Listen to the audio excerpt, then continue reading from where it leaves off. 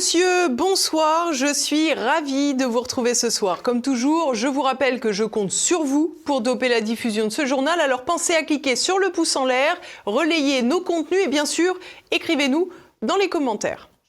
Au programme de cette édition, nous revenons sur la guerre en Ukraine. Lundi, Donald Trump a renouvelé son intention de trouver une sortie de crise avec Vladimir Poutine, laissant entendre que les attaques de Soumy n'avaient pas changé la donne. L'actualité, c'est aussi Emmanuel Macron qui réitère sa volonté de reconnaître un État palestinien. Et puis nous reviendrons en France pour évoquer la conférence de François Bayrou sur les finances publiques, un Premier ministre qui patauge littéralement. L'opération victimisation de Volodymyr Zelensky ne suffit plus. Après les frappes russes sur la ville de Soumy, les États-Unis ont misé sur la prudence et la continuité, une réserve qui permet de remettre la paix sur le devant de la scène. Explication. Il y a une volonté politique d'avancer vers un accord. La déclaration émane du porte-parole du Kremlin, Dmitri Peskov, lors du point presse de ce mardi. La ligne directrice n'a donc pas varié et Moscou revendique des discussions constructives avec Washington, quelques jours après la rencontre entre Vladimir Poutine et l'émissaire de Donald Trump, Steve Witkoff, à Saint-Pétersbourg vendredi dernier, où celui-ci assurait que le président russe aspirait à une paix durable. Tout porte donc à croire que l'épisode tragique de Soumy n'a pas eu de réelles incidences sur les pourparlers.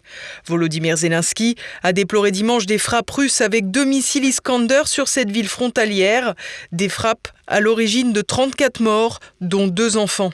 Si Kiev a déclaré que Moscou avait délibérément frappé des civils, il semblerait que l'opération ait effectivement fait des victimes collatérales, mais qu'elle ciblait bel et bien un rassemblement militaire visant à remettre des prix et des distinctions. C'est ce que nous disait le spécialiste de la gestion de crise Hervé Carès dans le journal de lundi. Comme vous savez, moi j'ai du mal, que ce soit d'un côté ou de l'autre, que lorsqu'on lance des HIMARS ou des missiles comme les Iskander qui sont assez coûteux, que l'on vise en fait des frappes de représailles. Au départ, il y a forcément un objectif militaire. Alors, de quelle nature était-il ? Alors, les réseaux Telegram russes parlent d'un rassemblement de forces, une prise d'armes avec remise de médailles. Bon, tout ça mérite bien sûr à être précisé. En tous les cas, comme chaque fois, il y a 2 versions.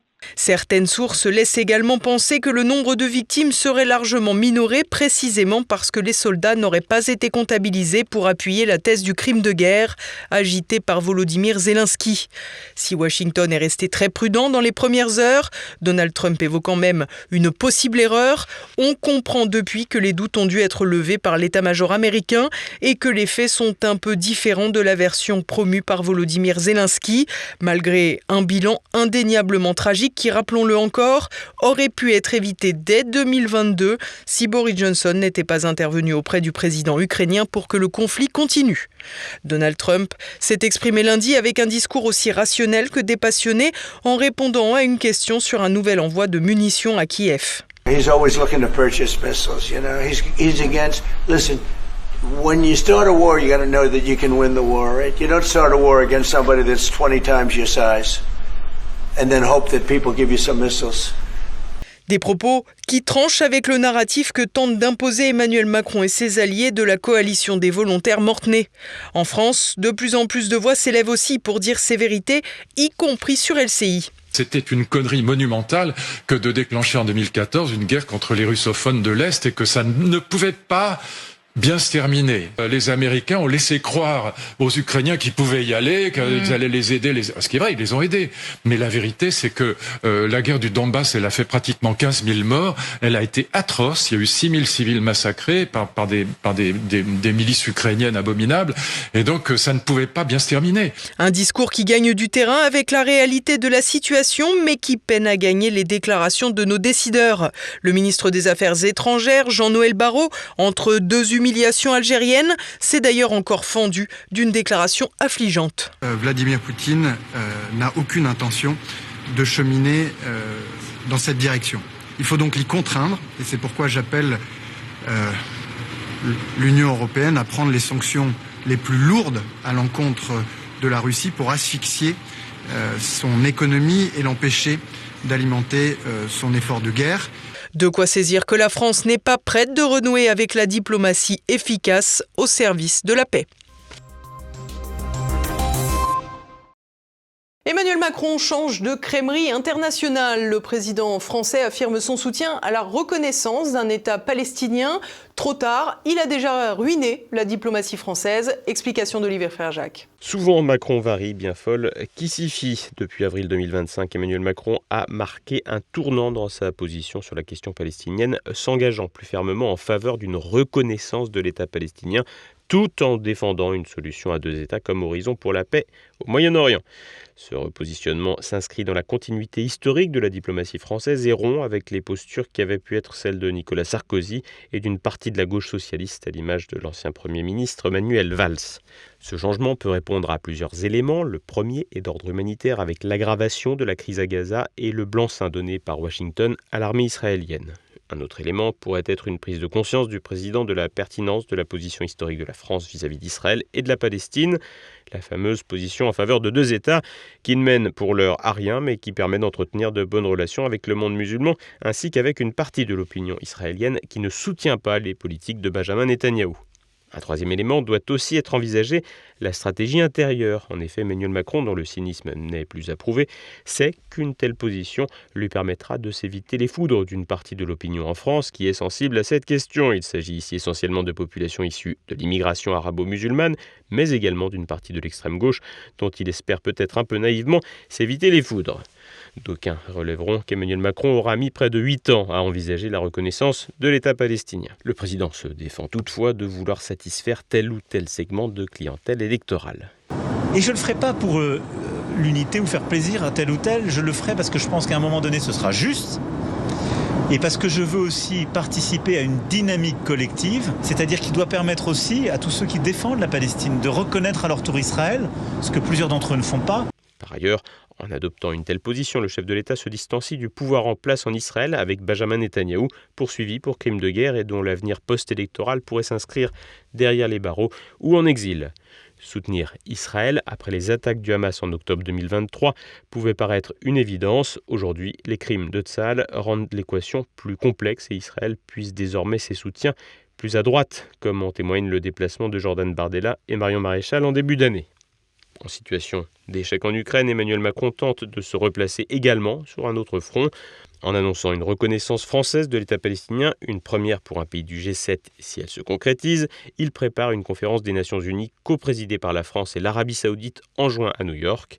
Cette initiative vise à relancer un processus diplomatique alors que déjà 147 pays, dont 12 membres de l'UE, reconnaissent la Palestine. Problème, ce qui compte n'est pas le nombre, mais l'identité des pays. Et comme dans le dossier ukrainien, où tout se joue avec 2 puissances, en Israël, c'est le poids des États-Unis qui écrase les initiatives diplomatiques. Cette vocation palestinienne tardive du président français ne devrait cependant pas produire de fruits, tant le principal intéressé s'est évertué à liquider la diplomatie du pays depuis son arrivée au pouvoir. En réformant le corps diplomatique, en plaçant des incompétents notoires à des postes clés et en se comportant de manière désobligeante sans respecter aucun code de bienséance avec des partenaires historiques, le président Macron a mis à mal l'image de la France au niveau international.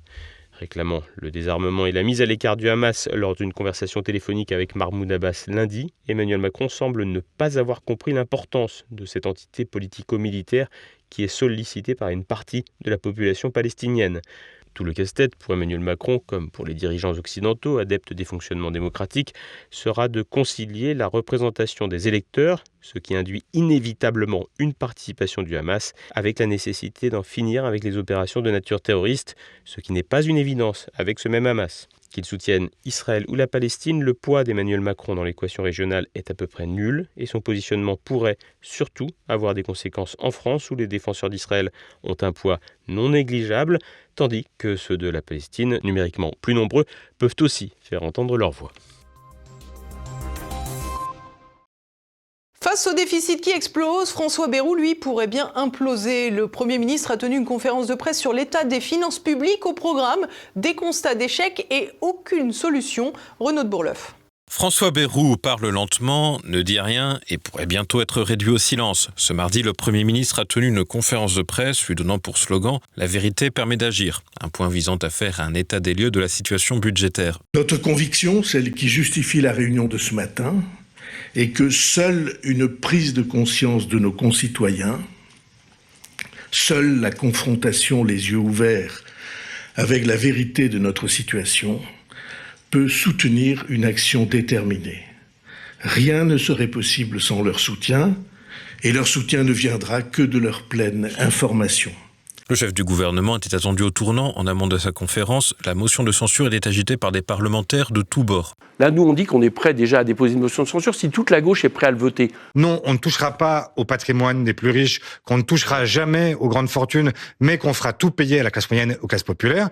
La réponse est immédiate. Oui, il y aura censure. Mais politiquement, bien sûr que le gouvernement s'expose en construisant un budget qui demanderait aux Français de se serrer la ceinture et uniquement aux Français de se serrer la ceinture, s'expose à une censure de notre part. François Bayrou a commencé sa conférence par un tableau alarmant de la situation. Il constate que la France est le pays du monde qui dépense le plus d'argent public, 57% de notre produit intérieur contre 50% de recettes, et que le pays est loin d'être au sommet du classement des pays de l'OCDE, que ce soit pour le niveau de vie, le taux de chômage ou les inégalités. La charge de la dette, c'est-à-dire l'ensemble des dépenses des administrations publiques consacrées au paiement des intérêts de cette dette, est cette année de 62 milliards. Nous ne pouvons pas nous saigner aux 4 veines chaque année pour rembourser nos dettes passées plutôt que de préparer l'avenir. Une telle situation menace gravement notre indépendance. Il suffit de songer que tout abaissement de la notation de la dette de la France par les agences dont vous connaissez maintenant tous le nom, Standard & Poor's, Moody's, Fitch, tout abaissement de la note de la France entraînerait une augmentation des taux d'intérêt et donc une augmentation plus forte encore de la charge de remboursement que cette dette impose au pays. C'est un cercle vicieux. Loin d'être une nouveauté, François Bayrou avance que cette situation est en forte dégradation depuis environ 25 ans, pointant ainsi la responsabilité de François Hollande et d'Emmanuel Macron, des présidents pour lesquels l'actuel Premier ministre a voté. Mais selon François Bayrou, il y a d'autres causes. Voilà la première série d'explications. Nous ne produisons pas assez et nous ne travaillons pas assez. La deuxième grande série d'explications de nos difficultés est que nous n'avons pas assez de ressources. Nous étions remontés des profondeurs pour repasser la barre des 3% de déficit et se rapprocher de l'équilibre. Vous avez cela, c'est le bâton le plus court avant la plongée du Covid. Et la succession des crises, celles que nous évoquons, la crise sociale des Gilets jaunes, la crise sanitaire du Covid, la crise géopolitique liée à la guerre d'Ukraine et la crise de confiance stratégique, industrielle et commerciale dans laquelle nous sommes plongés aujourd'hui, tout cela nous a fait perdre pied et nous devons nous rétablir. Sur la crise liée au Covid, François Bayrou évite soigneusement de nommer les responsables. Pas un mot sur le « quoi qu'il en coûte », si cher à Emmanuel Macron, ni sur les fermetures d'entreprises et de commerces, pas plus que sur les défaillances d'entreprises qui ont suivi et suivent encore. Mais alors que la dette s'élève maintenant à 3 300 milliards d'euros et que le ministre de l'économie Éric Lombard a mis sur la table un effort de 40 milliards d'euros pour 2026, quelle est la méthode préconisée par François Bayrou ? Aucune. Le chef du gouvernement laisse la parole à plusieurs ministres qui vont se borner à quelques pistes. Pour le ministre de l'économie Éric Lombard, il faut améliorer notre compétitivité et amplifier notre réindustrialisation. Le ministre des Comptes publics, Amélie de Montchalin, appelle à limiter l'augmentation des dépenses publiques, faire primer l'intérêt général sur les intérêts particuliers et éviter le gaspillage. Des objectifs flous avec pour seul élément concret la promesse de ne pas augmenter les prélèvements. Une porte ouverte au reniement. Après la conférence de presse, le député RN Jean-Philippe Tanguy a à nouveau agité la menace de la motion de censure. C'est sûr que face à cette succession de dénis avec des conséquences très graves pour notre économie et pour nos compatriotes, on ne peut que s'interroger sur l'irresponsabilité de ce gouvernement. François Bayrou compte attendre le 14 juillet pour détailler son plan. Pas sûr qu'il en ait encore l'occasion. Et on poursuit à présent pour le Tour de France en bref. Emmanuel Macron abuse encore de Notre-Dame de Paris. Alors que la cote de popularité du président est à moins de 30%, celui-ci organisait ce mardi une cérémonie à l'Élysée afin de récompenser les 2000 artisans ayant permis la restauration du monument. Si ces hommes et ces femmes n'ont évidemment pas démérité, le président, lui, instrumentalise l'occasion pour redorer son image. On peut d'ailleurs douter qu'il évoque les causes de l'incendie ayant ravagé la cathédrale il y a 6 ans, tant les zones d'ombre l'ombre subsiste autour de cette enquête. Une modélisation 3D de la flèche serait encore en cours afin de déterminer les origines du feu. Les conclusions sont censées être livrées dans quelques mois. Le patron du MEDEF renoue avec les délires du Covid. Lors de la matinale de France Info ce mardi matin, Patrick Martin a proposé de faire baisser les dépenses sociales avec notamment des économies sur la santé qui nous rappellent les grandes heures de la crise sanitaire. Quand vous avez des patients qui refusent de se faire vacciner et qui ensuite sont hospitalisés aux frais de la collectivité, à un moment donné, ça serait pas illogique de leur dire, écoutez, vous avez refusé d'être vacciné alors que la vaccination est gratuite, vous coûtez très cher à la collectivité, donc vous payez les traitements que vous subissez parce que vous n'avez pas accepté d'être vacciné. Mais c'est pas de la discrimination, ça ? Mais c'est pas de la discrimination. Des propos choquants et discriminants qui devraient plaire aux assurances. On attend les propositions du patron du MEDEF pour optimiser les coûts relatifs aux effets secondaires des politiques vaccinales délirantes. Le suicide d'Evaël réexaminé par la justice. Lundi, le parquet de Pontoise a annoncé faire appel du jugement relaxant l'enseignante accusée de harcèlement à l'encontre de la collégienne qui s'était suicidée en 2019. Le tribunal a en effet estimé que les éléments à charge étaient peu circonstanciés ou relevant de comportements adaptés et légitimes pour un enseignant.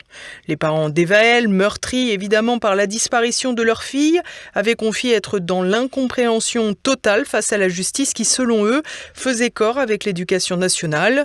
Un sentiment qui tranche radicalement avec le phénomène pas de vague dénoncé fréquemment par les professeurs. L'enseignante mise en cause s'est quant à elle dite sereine quant à l'appel. Elle a toutefois reçu des menaces de mort engendrant l'ouverture d'une enquête. L'animateur d'une école maternelle parisienne suspendu pour suspicion de violences sexuelles. Alerté le 9 avril, la ville a immédiatement saisi l'inspection générale pour une enquête administrative, tandis que les familles concernées ont déposé plainte. La brigade de protection des mineurs a lancé une enquête et contacté plusieurs parents pour des auditions urgentes. Une cellule d'écoute sera déployée pour accompagner élèves et familles. La mairie, qui dit vérifier rigoureusement les casiers judiciaires des animateurs, précise que les 10 000 agents périscolaires, dont les responsables éducatifs, ont suivi en 2024 une formation à la prévention des violences sexistes et sexuelles. Reste à savoir si le volet pédocriminalité était en option. Un drame à la Hibernatus. Dans le 11e arrondissement de Paris, une séance de cryothérapie pratiquée dans une salle de sport a viré au cauchemar. Une femme est décédée et sa cliente a été hospitalisée dans un état grave. Une enquête a été ouverte pour déterminer les causes de la mort et une autopsie ainsi que des analyses toxicologiques vont être pratiquées. Selon une source policière, il pourrait s'agir d'une fuite d'azote, un gaz toxique totalement inodore, entraînant une diminution progressive de l'oxygène dans l'organisme. Selon les premiers éléments, les cuves de cryothérapie en question, utilisées pour la récupération musculaire, auraient subi une intervention technique un peu plus tôt dans la journée de lundi. Et nous continuons avec l'actualité internationale. Harvard fait de la résistance. La prestigieuse université américaine refuse de se soumettre aux injonctions de l'administration Trump. Le pouvoir républicain lui reproche de ne pas respecter la pluralité des points de vue ou encore de ne pas avoir réagi aux diverses manifestations pro-palestiniennes, qualifiées par la Maison-Blanche d'antisémites et qui ont émaillé la vie de l'université depuis le 7 octobre 2023. Le gouvernement fédéral a soumis à l'université une longue liste d'exigences à laquelle elle doit se plier d'ici août. En attendant, 2,2 milliards de dollars d'aides fédérales ont déjà été gelées. L'administration menace purement et simplement de priver l'université de 9 milliards au total si elle ne se conforme pas à ces exigences. L'Allemagne ne croit plus en Dieu. Pour la première fois, nos voisins germains compteraient plus d'athées, 47%, que de catholiques et protestants qui sont 45%. C'est une étude de 2024 du groupe Weltanschauung in Deutschland qui fait état de ce recul de l'appartenance religieuse particulièrement marquée dans les Länder du Sud comme la Bavière et le Bade-Württemberg. Une tendance qui peut aussi s'expliquer par le vieillissement de la population et la crise de l'Église catholique allemande, l'une des plus modernistes du monde. En 1990, seuls 22% des Allemands étaient sans confession. Malgré l'absence de séparation stricte entre Église et État, marquée par la taxe religieuse, la désaffection s'accélère. D'ici 2027, les sans-religion pourraient dépasser 50% de la population. L'islam, quoique encore très minoritaire, concernerait près de 7% de la population allemande, en progression constante sous le double coup de la dynamique démographique et des vagues migratoires. Une victoire sur le billard pour Jair Bolsonaro. Depuis dimanche, l'ancien président du Brésil est en convalescence à la suite d'une opération de 12 heures à l'abdomen. Cette intervention chirurgicale est liée aux séquelles de l'attentat à l'arme blanche dont il a fait l'objet pendant la campagne présidentielle de 2018. Devant l'hôpital de Brasilia, des sympathisants étaient venus témoigner leur soutien. Estamos aqui para dar uma força, para orarmos, para estarmos aqui, dizer que o nosso presidente Jair Bolsonaro não está sozinho, que ele pode contar com a gente sempre. É a sétima que ele sofre, né? E vamos torcer para que, como as outras, ele saia bem dessa aí, né? Avant cette opération, Jair Bolsonaro était en tournée dans le nord-est du Brésil pour mobiliser ses partisans 2 semaines après la décision de la Cour suprême d'ouvrir un procès contre lui pour un présumé projet de coup d'État.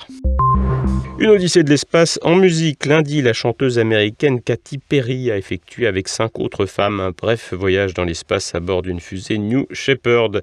C'est le 11e vol habité sur orbital mené par Blue Origin, l'entreprise du milliardaire américain Jeff Bezos. La fusée a décollé du Texas vers 8h30 heure locale. Elle a emmené ses passagères à plus de 100 km d'altitude, dépassant ainsi la ligne de Kármán avant de revenir sur Terre une dizaine de minutes plus tard. Les passagères privilégiées ont pu se détacher de leur siège et flotter brièvement en apesanteur. Katy Perry dit même avoir chanté dans la capsule « What a Wonderful World », célèbre chanson se traduisant par « Quel monde merveilleux », le sien certainement.